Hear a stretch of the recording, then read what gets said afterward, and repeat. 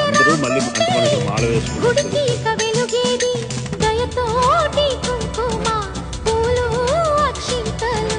మనమంతా ఇవ్వాలి తన తాళి నిలపాలి తాళి కాచి ముత్తైదా మనం చందనం అందుకున్నాం కదా జపమాలలో ఆ మంత్రం ముసురు కాచి ముత్తైదా నూకమ్మ నూకమ్మ రావే చెల్లి నూకమ్మ.